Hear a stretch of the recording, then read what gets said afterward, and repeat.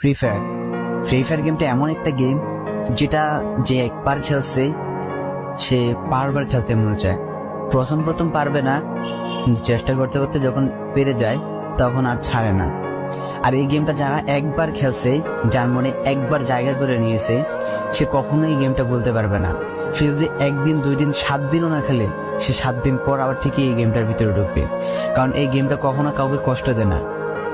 এই গেমটা সবসময় সবাইকে আনন্দ রাখে। এই গেমটাতে আমি অনেক সময় কাটাইছি, আর এটা আমি কখনো ভুলতে পারবো না। এই গেমটা আমার কাছে এমন একটা গেম যেটা কিনা আমি বলে বোঝাতে পারবো না। অ্যান্ড এই গেমটা শুধু আমার কাছে না, আমি মনে করি যে প্রত্যেকটা ফ্রি ফায়ার প্লেয়ারের কাছে অনেকটা ইমোশনাল টাইপের একটা গেম হয়ে গেছে। কারণ এই গেমটাতে বর্তমানে যে অবস্থা হচ্ছে, যে গেমে এমন আপডেট দিতেছে, আপডেট দেওয়ার কারণে পুরো গেমটাই চেঞ্জ হয়ে যাচ্ছে। আগের ফ্রি ফায়ার আর আগের মতো নেই। তো এই কারণে হয়তো কোনো এক সময় আমরা এই গেমটা ছাইড়া দিতে হবে, তবে ছাড়া হবে না। যদি ছাড়া হয় তাহলে শুধুমাত্র গেমটা ব্যান্ড হওয়ার পরে ছাড়া হবে। তো যদি পার্মানেন্টলি গেমটা ব্যান করে দেয় তাহলে